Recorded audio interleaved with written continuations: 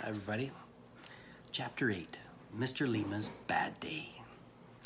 February was one of the coldest months on record in our town.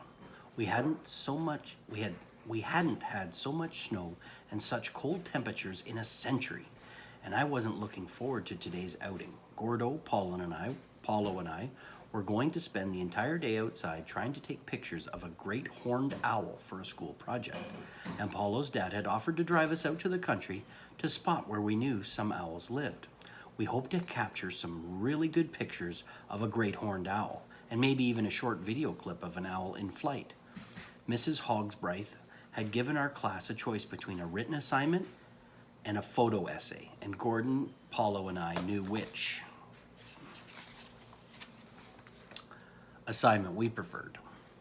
A 1,000-word essay or some pictures of a great horned owl? Gordon had said no contest. Paulo and I agreed wholeheartedly. That's why I was waiting at Gordon's house at 9 a.m. on a Saturday morning for Paulo and his dad to pick us up. We were both bundled up in our parkas and toques and 2 pairs of mittens to guard against the cold. When Mr. Lima's van pulled into the driveway, we wasted no time in getting into it. To our surprise, the temperature inside the van was no warmer than the temperature outside. Paulo sat beside his father, shivering in the front seat, and then I noticed the open window beside Mr. Lima. "It's a great day, huh, boys?" said Paulo's dad, his breath coming out in clouds. "It's practically spring. You can smell it in the air." I threw a puzzled glance at Gordon. Had Mr. Lima gone crazy? It was freezing outside. Then I saw it.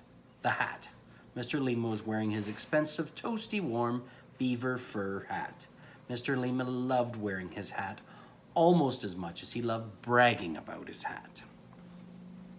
Yep, Mr. Lima, to no one in particular, it's a great day to take pictures, especially when you're dressed for the outdoors. Paulo turned and rolled his eyes at us. 20 minutes later, we arrived, shivering at the edge of the woods. We climbed out of the van, gathered up our gear, and started off. "Have you got the bait?" I asked Paulo. "Right here," he said, removing a small toy mouse and some fishing line from his pocket. "I don't think that cat toy is going to fool any owl," said Gordon skeptically. "Sure it will," replied Paulo. "Just wait and see. We'll put the toy mouse down on the snow and attach this fishing line to it. Then we'll hide in the bushes, and every once in a while we'll tug on the fishing line. That'll make it look like the mouse is moving. Sooner or later, a great horned owl will spot our mouse and think it's real.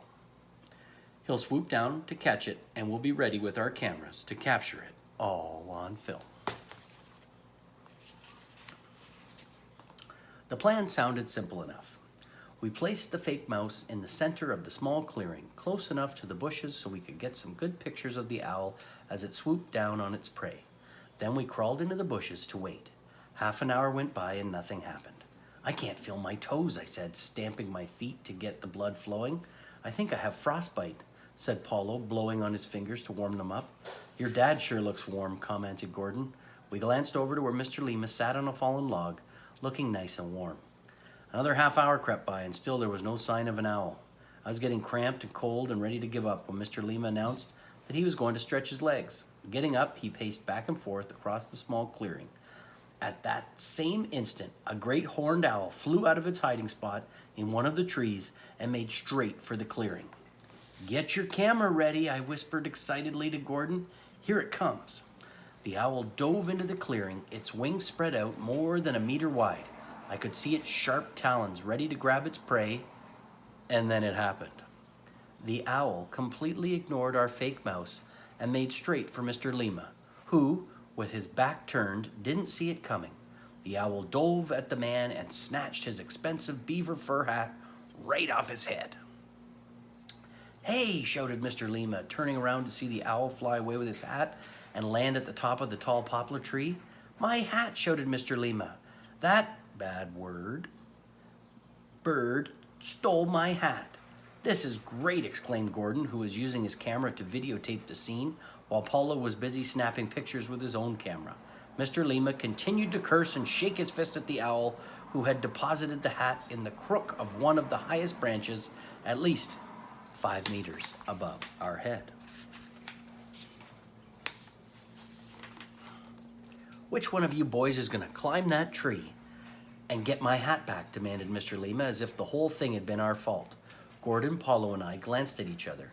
The tree was very tall and very spindly. None of the branches near the top would have supported our weight. What's more, the hat was being heavily guarded by a very large, great horned owl who thought he had just caught the world's biggest mouse.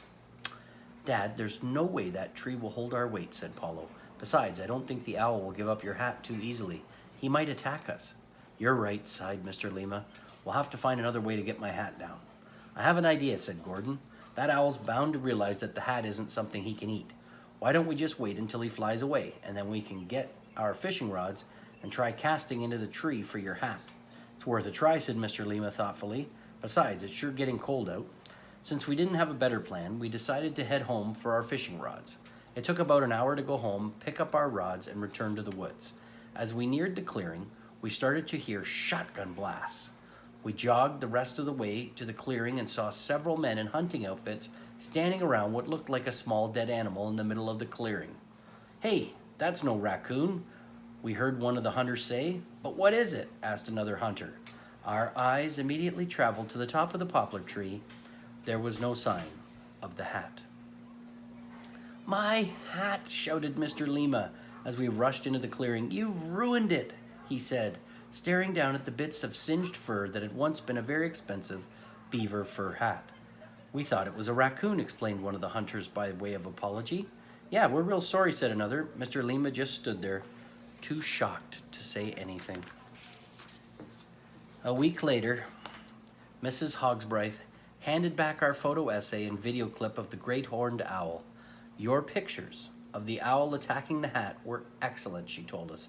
And your video was so funny, I showed it to all the teachers in the staff room. Everyone agreed that your assignment deserves an A+. And that's the end of chapter 8.